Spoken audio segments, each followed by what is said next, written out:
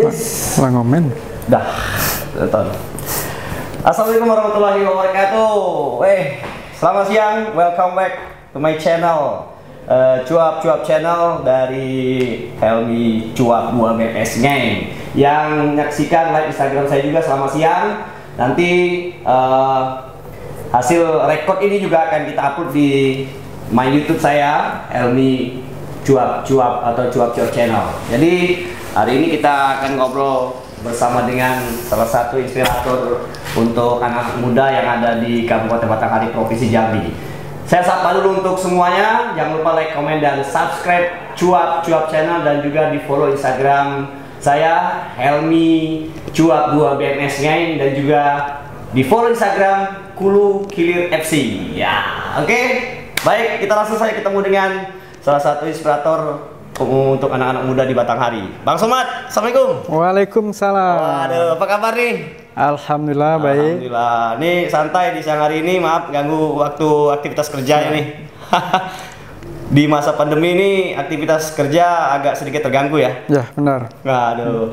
Baiklah, perlu juga teman-teman di sana tahu bahwa salah satu support yang diberikan untuk Cuap-cuap channel Helmi Cuap 2 BMS adalah salah satunya dari Kulu Kilir FC. Ini salah satu klub sepak bola, tapi isi dalamnya ini kayaknya campur-campur gitu. Nanti kita tanya dulu nih awal ceritanya Bang Somad Kulu Kilir FC ini gitu. Gimana nih ceritanya? Ya sebenarnya karena memang dari awal saya secara pribadi memang hobinya bola. Hobi bola? Hobi bola. Wah, oke. Memang kita mungkin dari kecil sampai kuliah itu memang kita gilanya sama bola. Gila memang bola. Udah gila bola Gila ya. Bola. Bukan lagi hobi. Memang kita udah gila. Nah sehingga saya memang dari dulu berinisiatif, berniat memang kita pengen mengangkat terutama sepak bola Provinsi Jambi khususnya untuk ke jenjang lebih tinggi. Benar. Itu bahkan cita-cita saya. Bahkan saya tidak pernah mau mencita-cita malah jadi pejabat. Justru saya pengen bercita-citanya, berkeinginan memiliki suatu klub sepak bola yang profesional. Yang profesional. Itu yang pengen kita. Jadi Kulu Kilir FC ini kapan terbentuknya? Kalau Kulu Kilir FC ini kan terbentuknya mungkin sekitar 5-6 tahun yang lalu. 5-6 tahun yang lalu? Ya, 5-6 tahun. Dari ide Bang Somad ngumpulin ex pemain bola kaki di Batanghari atau gimana? Ya awalnya seperti itu. Awal seperti itu? Awal seperti itu karena tidak ada wadah yang untuk menampung, sehingga kita upayakan dengan modal seminim-minimnya, ya kan? Dengan modal seminim-minimnya, namun bakat adik-adik ini bisa kita salurkan. Nah akhirnya kita cobalah bentuk, ya itulah kita nama Kulu Kilir FC. Kulu Kilir FC itu bahasa daerah. Bahasa dusunnya. Bahasa dusun gitu. Jadi kalau bahasa Indonesia Kulu Kilir itu kesana kemari, kesana kemari. Nah itu. Jadi 5-6 tahun yang lalu terbentuklah salah satu klub sepak bola. Ya semuanya ini kayaknya dari semua umur. Betul. Dari umur 20-an sampai 40-an. Wah, nah ini Bang Somad. Hari ini kita cerita di channel YouTube saya dan Instagram. Kita akan cerita masalah kepemudaan hari ini. Kita masalah kepemudaan dan juga aktivitas olahraga untuk kedepannya kemajuan olahraga di Kabupaten Batanghari khususnya di tempat kita ini. Nah ini yang akan kita bahas hari ini. Kita korek sama Bang Somad. Ini kan salah satu inspirator tokoh pemuda juga yang menggerakkan pemuda-pemuda di Batanghari ini. Nah pertanyaan yang pertama nih Bang Somad.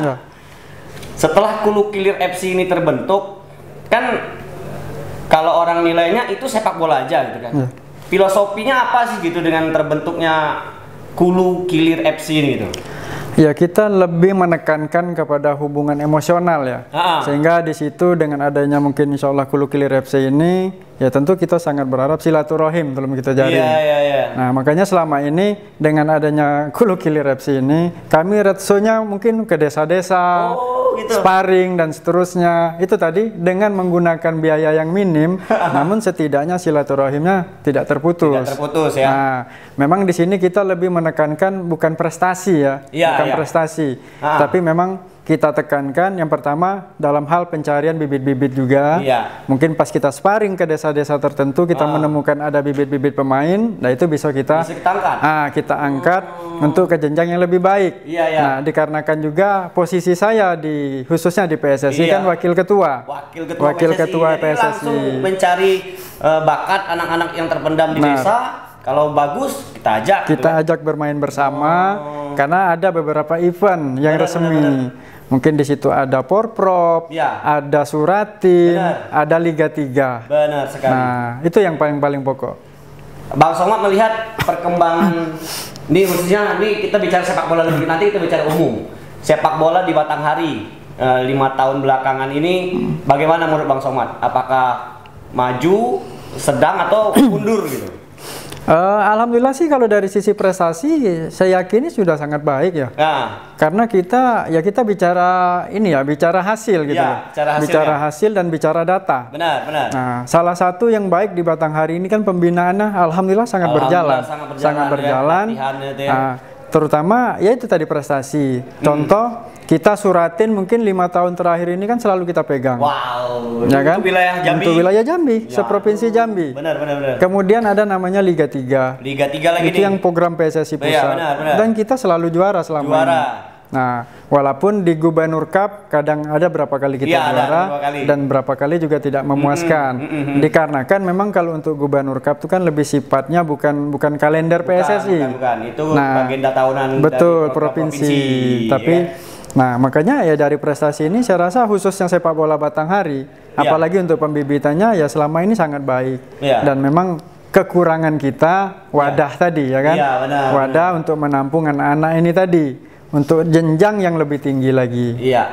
Selama di Kulukir FC berjalan, ini kan sudah kemana-mana nih Bang Somad. Dari desa ke kota, mungkin yang paling jauh kemana nih? Ke Jakarta kemarin. Itu ke Jakarta, karena ini kan independen loh. Klubnya ini kan kalau kita bilang ini kan patungan gitu. Betul. Nggak ada sangkut paut dengan KONI, PSSI, pemerintah kan, ini patungan. Benar. Ini gimana ceritanya nih bisa kayak gitu kan? Ya itu tadi, karena memang kita sudah menggila ya. Karena kita sudah menggila. Dan biasanya kalau sudah gila tuh nggak mikir. Ya kan? Yang penting hati, hati kita senang, gembira, ya udah. Mau makan mau enggak, yang penting happy. Nah, makanya kita baru terakhir kemarin kita di CEW dari Jakarta, itu dari kawan-kawan Avenger. Saya ada lihat story-nya tuh. Kawan-kawan Avenger. Akhirnya kita adakan sedikit pertandingan persahabatan dan sedikit juga mempromosikan adik-adik ini kan. Itu gini, Kulukir FC terus untuk kontribusinya loh. Ini kita tanya kontribusinya nih sekarang. Untuk ke KONI, ke PSSI dan ke pemerintah, ini gimana nih untuk jalur dari sepak bola secara khusus dan secara umumnya untuk kemajuan olahraga di Batanghari gimana juga Bang? Kalau untuk Pemda sekarang sudah sangat juga baik ya, karena di sini ya kita syukuri juga walaupun tidak secara full, secara bombastis dibantu itu kan enggak.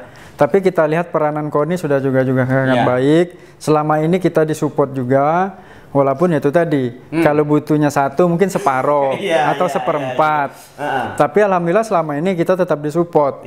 Makanya saya tadi bicara prestasi dari mulai Suratin, Liga 3, ya kan, Porprov, apapun eventnya, ya alhamdulillah kita bisa realisasikan. Dan juga itu kita dukung juga dengan hasil prestasi tadi. Dengan hasil. Benar. Ini dalam waktu dekat kita bicara nih, kalau pandemi ini kan event nggak ada nih Bang, ya kan? Kalau pandemi COVID ini ya seluruh event dunia pun tanpa penonton. Dimanapun, kalau kami juga di otomotif, di road race, kejurnas, kejurdah hilang. Cuma paling ada event klub. Nah di bola nggak ada, bener-bener nggak ada apa ini event-event yang levelnya untuk di kota Jambi, di provinsi Jambi atau di nasional yang bisa kita ikutin gimana? Untuk sampai hari ini kan kita menunggu edaran nih. Gitu. Karena yang namanya program apalagi sepak bola itu kan induk organisasinya kan PSSI Pusat. Nah, kemarin juga kita sudah diinfo dari PSSI Provinsi, tapi kan ini masih mau ditelaah seperti apa. Benar. Nah, sama juga nih kawan-kawan di Liga 1 ini kan per Oktober baru mereka bermain lagi. Ya kan? Kalaupun tidak ada rencana lain gitu loh. Kalau dilancarkan kemungkinan Oktober baru digelar dan itu kan tanpa penonton. Nah, untuk kita di sini ya tentunya kita agak sedikit kewalahan kalau tanpa penonton. Kenapa? Masyarakat kita kan tidak bisa kita beri penyadaran seperti itu. Nah, sehingga ya kami sekarang juga lagi menunggu apa kira-kira arahan dari PSSI Pusat dan melalui Asprop Provinsi nanti. Kalau memang nanti dibolehkan seperti apa ya insya Allah kita tetap akan melakukan hal-hal itu tadi. Karena tahun kemarin ya ini sekedar info juga bagi kawan-kawan juga. Mungkin seprovinsi Jambi ya saya bisa sampaikan baru di Batang hari ini yang kita mengadakan Liga Askap yang begitu sangat meriah. Kan? Betul. Tuh, keren. Tahun kemarin itu kita adakan. Liga Askap itu ada hampir sekitar 40-an klub kemarin. Memang kita bina, kita buat seperti liga. Bahkan waktu usianya itu gimana? Kita ikuti instruksi dari PSSI juga, karena kan sifatnya kita lebih prestasi dan pembinaan. Berarti di bawah senior. Betul. Jadi dicampur lah. Jadi bahasanya kita batasi usia yang sekian, cuma sekian. Bahkan kemarin dari notulensi kami itu kita buat lagi U16-nya saya minta minimum 2 orang. Gitu. Nah, karena apa? Tujuan kita juga kalau ada di sini memang bibit adik-adik tadi, kita bisa arahkan ke Suratin untuk U17. Nah, jadi saling terintegrasi lah antara program A dengan B ini tadi. Nah, dan untuk Liga Askap ya saya rasa sudah sangat sukses kita. Sukses kemarin ya. Alhamdulillah kemarin. Dan Batang Hari sukses menjadi tuan rumah yang baik luar biasa. Amin. Dan Batang Hari ini kalau bicara soal bola, wow, ini banyak pemain-pemain legend di sini kan, juara-juaranya. Nah, makanya Stadion KONI terus berbenah ya Bang ya. Dan denger-dengernya nih teman-teman yang hobi bola dan hobi olahraga, denger-dengernya nih kalau nggak ada pandemi, ini Liga 2 ya apa? Liga 3 bakal jadi tuan rumah kali Batang. Iya, benar. Wah, tuh keren tuh. Tapi karena ada pandemi ini kan semuanya ya kita nggak bisa ngomong lagi. Ya, benar. Nah, gitu. Baiklah Bang Somad, nih teman-teman juga harus tahu bahwa Bang Somad ini juga tidak hanya hobi untuk memberikan support untuk anak-anak muda yang hobi bola, tapi juga untuk kegiatan-kegiatan kepemudaan yang lainnya. Bang Somad bisa ceritakan untuk tidak hanya bola loh di Batang Hari ini yang perlu dikembangkan ke depannya gimana nih?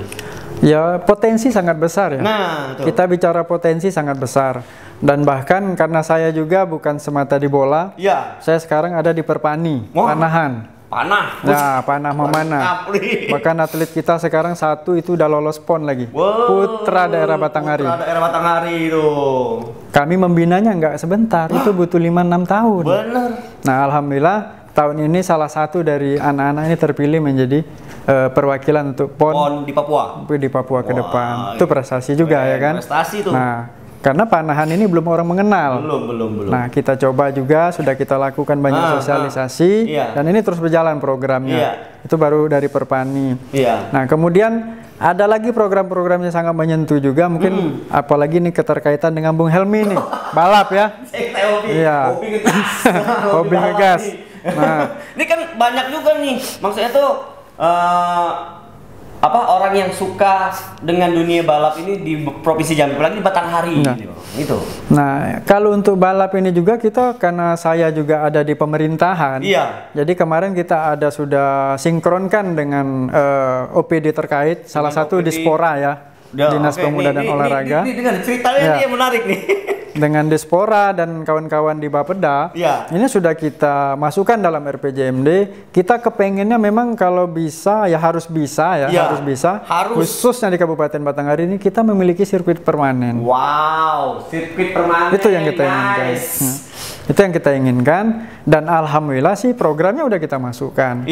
Udah dimasukkan. Nah, kita hanya sekarang berdoa supaya pandemi ini cepat berlalu, ya kan?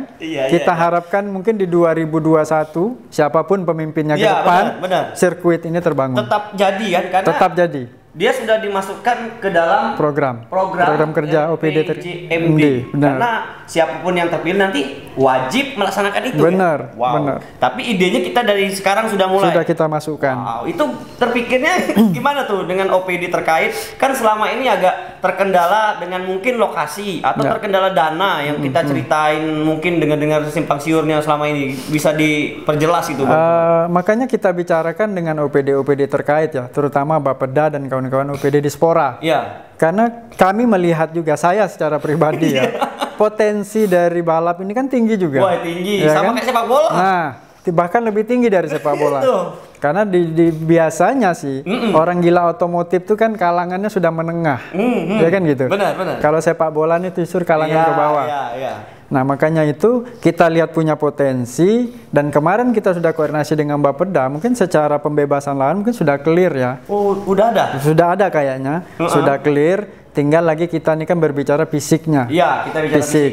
Nah, kita sudah melihat potensi yang tadi saya sampaikan. Karena selama ini kita hanya ngelihat anak-anak ngegas, tapi di lapangan umum, di jalan raya, umum. Nah, gitu kan, ganggu kan. Betul, yang punya resiko itu kan bukan resiko yang ringan, baik pengguna yang umum maupun bagi pembalap itu sendiri. Itu, ya benar, maka kita coba sharing lah kami kemarin dengan beberapa OPD. Ya, kalau terkait anggaran dan tidak itu kan lain ranahnya. Tapi di sini kan kita bicara potensi. Benar. Nah, kita berharap nanti begitu sirkuitnya memang ada, ya kan? Di sini kan ada juga untuk PAD. Benar sekali tuh. Kita bisa ajak sponsor. Nambah PAD. Kemudian bisa saja kepengurusannya nanti untuk pengelolaan sirkuitnya kita lepaskan. Mungkin nanti dari Bung Helmi sanggup dengan setoran ke pemerintah begini, monggo kelola. Karena memang kalau sudah jadi, tugas kita adalah mengelolanya, menjaganya. Betul. Nah, itu. Makanya untuk ini sudah kita pikirkan semua ya. Jadi kita tuh tidak pengennya sudah bangun, sudah selesai. Nah, sementara letak strategis Kabupaten Batanghari ini kan sangat strategis. Strategis benar. Nah, dari dekat sekian kota, benar. lintas lagi kan. Terus kalau ada event di sini, dari seluruh penjuru Sumatera tuh datang. Benar sekali. Waduh. Makanya kita sudah banyak ngobrol dengan Ketua IMI juga, ya kan. Termasuk dengan kawan-kawan otomotif. Ya, kita pengen hal ini bisa terwujud lah. Karena ini planning mungkin sudah 7 tahun yang lalu juga saya pikirkan. Iya, makanya agak belum terlaksana. Benar. Karena mungkin ada kendala lah di atas kan, kita nggak tahu. Nah, makanya ini kita sangat berharap, dan selaku pemerintah mewakili juga ya. Kita sudah masukkan ke dalam rencana kerja. Benar. Ya, insya Allah nanti kita minta support juga lah dari kawan-kawan Dewan, ya kan? Dari kawan-kawan DPR. Dari Bapak Dewan di sana. Ini bisa dimasukkan benar-benar nanti dalam anggarannya kan? Nah, benar sekali. Nggak terlalu besar lah kalau untuk anggarannya kan? Saya pikir kalau untuk perbandingannya ke APBD ya nggak ada besarnya. Nggak ada besarnya. Nggak ada besarnya. Kalau bandingin dengan sepak bola gimana tuh, Bang? Ya hampir sama lah. Kan? Hampir sama lah. Karena sifatnya kan kita hanya memberi sekali. Benar. Nah, tapi manfaatnya untuk seterusnya. Iya, pasti. Kata-kata orang tua dulu tuh, ini kan kampung tuh atau desa tuh ramai dengan anak muda. Benar. Nah, kalau anak mudanya diperhatikan, pasti bagus lah. Itu juga tujuan saya. Makanya saya juga mengelola namanya klub Liga 3. Bahkan Batanghari ini ada 2 klub. Jadi ibaratnya itu kayak kayak di Liverpool mungkin dengan Everton. Seolah-olah persaingan sengit.